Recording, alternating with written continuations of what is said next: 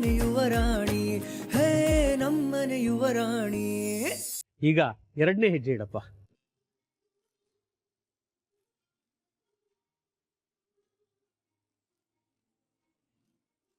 ಎರಡನೇ ಹೆಜ್ಜೆ ಬಲವೃದ್ಧಿಗೆ, ನಮಗೆ ಆರೋಗ್ಯ ಶಕ್ತಿ ಕೊಡ್ಲಿ ಅಂತ ಆ ದೇವರಲ್ಲಿ ಇಬ್ರು ಪ್ರಾರ್ಥನೆ ಮಾಡ್ಕೊಳ್ಳಿ ಅಂತ ಎರಡನೇ ಹೆಜ್ಜೆ ಇಟ್ಟಿದ್ದೀರಾ.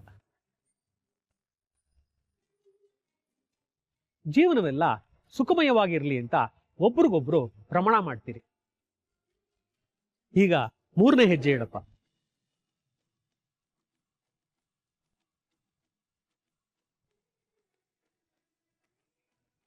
ಇದು ಧನವೃದ್ಧಿಗೋಸ್ಕರ, ಮನೆಯಲ್ಲಿರುವ ಧನ ಕನಕ ಐಶ್ವರ್ಯ ಎಲ್ಲ ವೃದ್ಧಿ ಮಾಡಕ್ಕೋಸ್ಕರ ಗಂಡ ಹೆಂಡತಿ ಒಬ್ರಿಗೊಬ್ರು ಕೈ ಜೋಡಿಸ್ತೀವಿ ಅಂತ ಪ್ರಮಾಣ ಮಾಡಿ.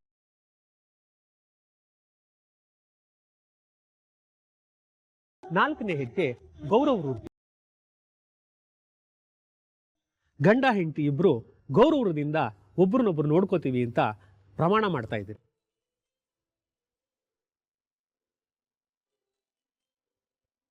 ಐದನೇ ಹೆಜ್ಜೆ ಸಂಬಂಧ ವೃದ್ಧಿ.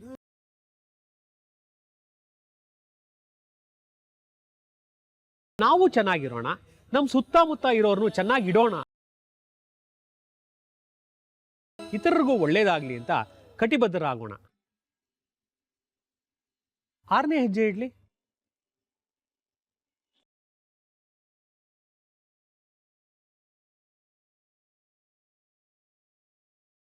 ದಾಂಪತ್ಯ ಜೀವನದಲ್ಲಿ ಯಾವುದೇ ಕಲಹ ಅನುಮಾನ ಇಲ್ಲದೆ ಬಾಳ್ತೀವಿ, ಮಾತಿನಲ್ಲೇ ಸಮಸ್ಯೆನ ಪರಿಹರಿಸ್ಕೊಳ್ತೀವಿ ಅಂತ ದಂಪತಿಗಳು ಒಬ್ಬರೊಬ್ಬರು ಮಾತು ಕೊಟ್ಕೋತಾ ಇದ್ದೀರಿ.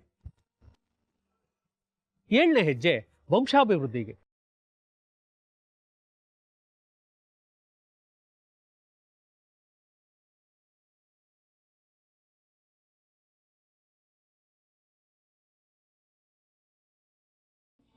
ಶಾರೀರಿಕವಾಗಿ ಮಾನಸಿಕವಾಗಿ ಸದೃಢ ಸಂತಾನವನ್ನು ಪಡೆದು ವಂಶವನ್ನ ವೃದ್ಧಿ ಮಾಡ್ತೀವಿ. 7 ಹೆಜ್ಜೆ ಇಟ್ಟು 7 ಜನ್ಮಕ್ಕೂ ನಮ್ಮ ಪ್ರೀತಿನ ಸ್ಥಿರಗೊಳಿಸ್ತೀವಿ ಅಂತ ಪ್ರಮಾಣ ಮಾಡ್ತಿದ್ದೀರಿ.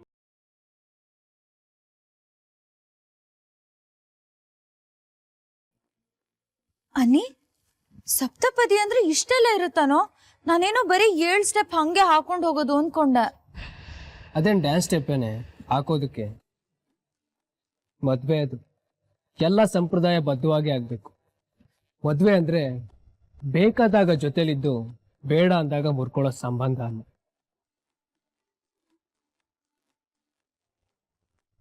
ಅನ್ನಿ, ಇವ್ರೆಲ್ರು ಪ್ರಾಮಿಸ್ ಮಾಡ್ದಂಗೆ ಇದ್ಬಿಟ್ರೆ ಲೈಫ್ ಸೂಪರ್ ಅಲ್ಲ? ಸೂಪರ್ ಏನು, ನಂದಾ ಗೋಕುಲ. ನಮ್ಮ ಮನೆ ನಂದಾ ಗೋಕುಲ ಆಗುತ್ತೆ. ನಂದ ಗೋಕುಲ ಅನ್ನೋದು ಮನಸ್ಸಿನ ಭಾವನೆ ಕಂದ. ಯಾರೇ ಬರೋದ್ರಿಂದ ಹೋಗೋದ್ರಿಂದ ಅದಾಗೋದಿಲ್ಲ. ಒಂದೇ ಬೆರಳಿದ್ರೆ ಅದು ಕೈ ಅನ್ನಿಸ್ಕೊಳ್ಳೋದಿಲ್ಲ. 5 ಬೆರಳುಗಳು ಸೇರಿದ್ರೇನೆ ಕೈ. ಹಾಗೆ ಕುಟುಂಬ ಅಂದ್ರೆ ಒಟ್ಟಿಗೆ ಒಟ್ಟಾರೆ ಇದ್ರೇನೆ ಅದು ನಂದ ಗೋಕುಲ. ರೀ, ಯಾರೋ ಬರೋದ್ರಿಂದ ಹೋಗೋದ್ರಿಂದ ಅದಾಗೋದಿಲ್ಲ. ನೀವ್ ಹೇಳೋದು ಒಪ್ತೀನಿ ತಾತ, ಆದ್ರೆ ಅದಕ್ಕೆ ಬರೋದ್ರಿಂದ ಮನೆ ಅಟ್ಮಾಸ್ಫಿಯರ್ ಚೇಂಜ್ ಆಗುತ್ತಲ್ವಾ? ಮನೇಲಿ ಬಳೆಗಳ ಸದ್ದು, ಗೆಜ್ಜೆಗಳ ಶಬ್ದ, ಪ್ರೀತಿ ವಿಶ್ವಾಸ ತುಂಬಿರೋ ಮಾತು ಏನೋ ಡಿಫ್ರೆಂಟ್ ಆಗಿ ಸ್ಪೆಷಲ್ ಆಗಿರುತ್ತಲ್ವಾ? ಆದ್ರೆ ಜೀವನ ಸಂಪೂರ್ಣವಾಗಿ ಸಂತೋಷವಾಗಿರೋದಿಲ್ಲ. ನೀ ಏರಿಳಿತ, ಕಲ್ಲು ಮುಳ್ಳು ಹಾದಿನಲ್ಲಿದ್ದಿದ್ದೆ. ಅದನ್ನ ಹೇಗೆ ನಿಭಾಯಿಸ್ತಾರೆ ಅನ್ನೋದ್ರ ಮೇಲೆ ಕುಟುಂಬದ ಸುಖ ನೆಮ್ಮದಿ ನಿಂತಿರುತ್ತೆ.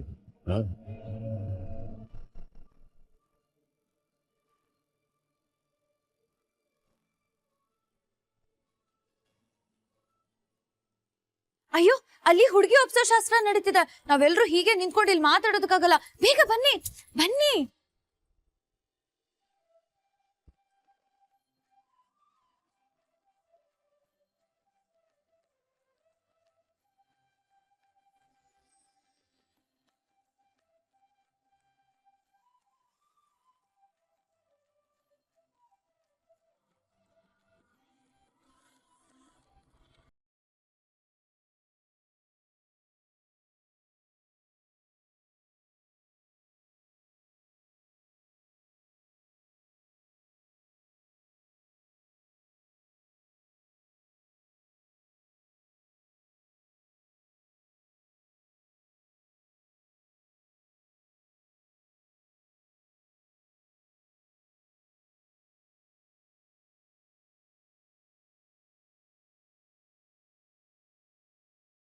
ಅಳಿಯಂದ್ರೆ ಧರ್ಮೇಚ ಅರ್ಥೇಚ ಕಾಮೇಚ ನಾತಿ ಚರಾಮಿ ಅನ್ನೋ ವಚನದ ಮೇಲೆ ನನ್ನ ಮಗಳನ್ನ ನಿಮ್ಗೆ ಒಪ್ಪಿಸ್ತಾ ಇದ್ದೀನಿ.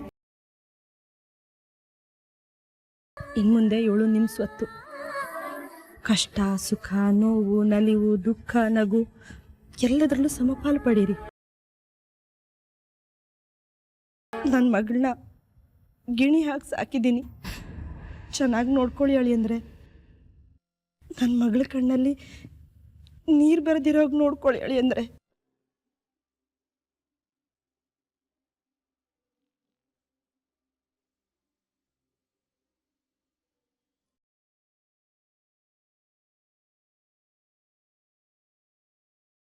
ಅಮ್ಮ, ಮೀರಕ್ಕಂಗೂ ನೀವು ಹೇಗೆ ಮದುವೆ ಮಾಡ್ತೀರಾ? ಹೆತ್ತು ತಾಯಿ ಕಾಯೋ ದಿನಾನೇ ಇದು.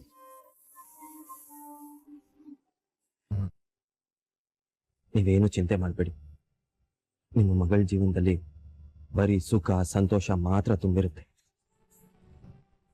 ನನ್ನ ಪಾಲಿನ ಸುಖ ಸಂತೋಷ ಎಲ್ಲ ಅವ್ರದ್ದಾಗಿರುತ್ತೆ, ಅವ್ರ ಪಾಲಿನ ದುಃಖ ಎಲ್ಲ ನಂದಾಗಿರುತ್ತೆ.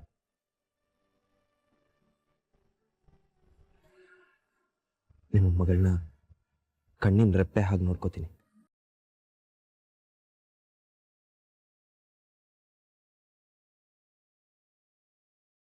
ಅವ್ರನ್ನ ನೋಡ್ಕೊಳ್ಳೋದ್ರಲ್ಲಿ ಒಂದು ಸಣ್ಣ ವ್ಯತ್ಯಾಸ ಆದ್ರೂ ನನಗೆ ತಿದ್ದಿ ಬುದ್ಧಿ ಹೇಳೋದಕ್ಕೆ ನೀವು ಯಾವಾಗಲೂ ನನ್ನ ಜೊತೆನೇ ಇರ್ತೀರಲ್ವಾ?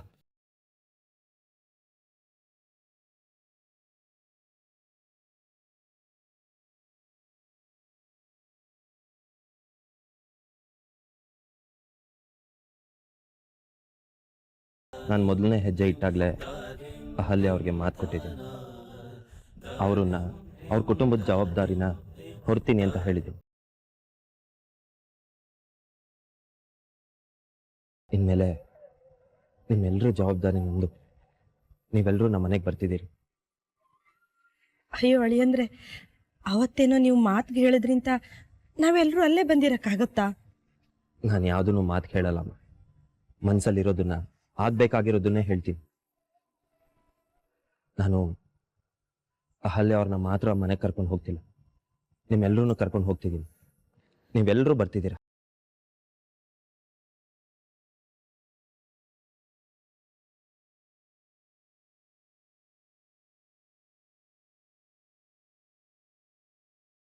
ನೋಡ್ದ್ಯಮ್ಮ, ಭಾವ ಸುಮ್ನೆ ಮಾತಾಗ್ ಮಾತ್ರ ಹೇಳಿಲ್ಲ, ನಾವ್ ಅವ್ರ ಮನ್ಸಲ್ಲೂ ಇದೀವಿ. ಖಂಡಿತ ನಮ್ರತ, ನೀವೆಲ್ಲರೂ ಮನೆಗೆ ಬರ್ತಿದ್ದೀರಾ.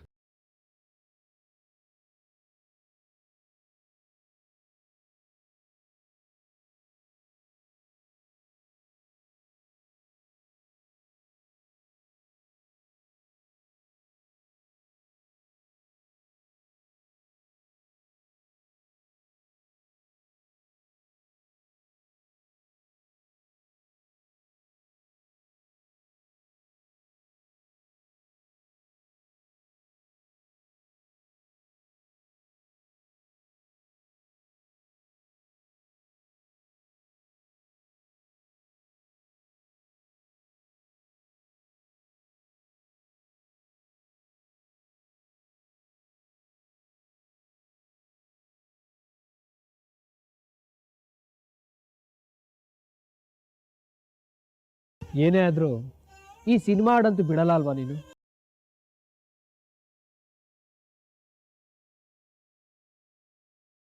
Thank you very much. ಇನ್ಮೇಲೆ ಗಂಡನ ಮನೆ ತವ್ರ ಮನೆ ಅನ್ನೋ ಭೇದ ಭಾವ ಇಲ್ಲ. ಇನ್ನು ಮುಂದೆ ನಾವೆಲ್ಲರೂ ಒಂದೇ.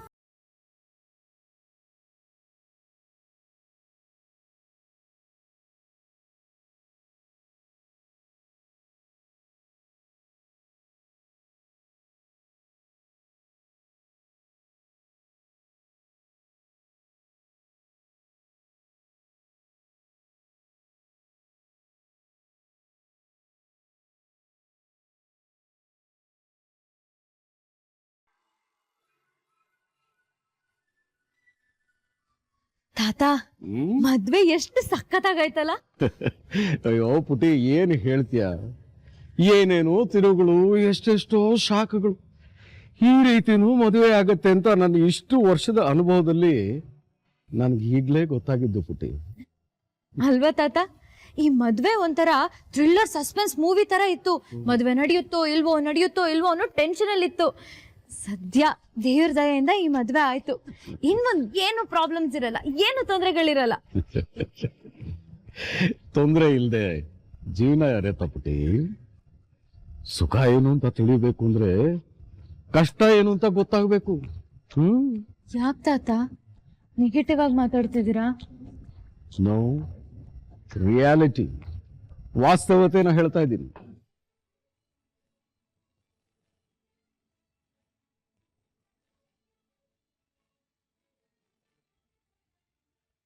ಯಾಕೋ ಮನ್ಸಿಗೆ ಕಿರಿಕಿರಿ ಆಗ್ತಿದೆ.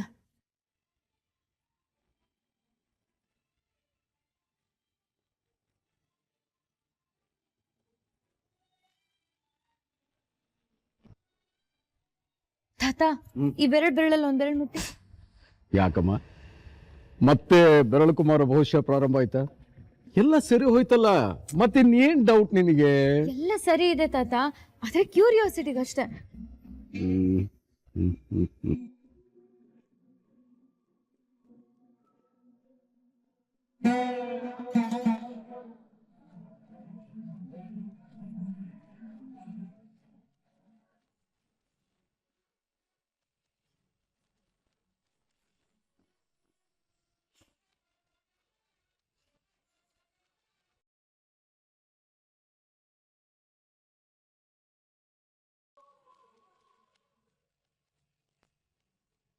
ಯಾಕೋ ಪುಟ್ಟ, ಏನಾಯ್ತಮ್ಮ?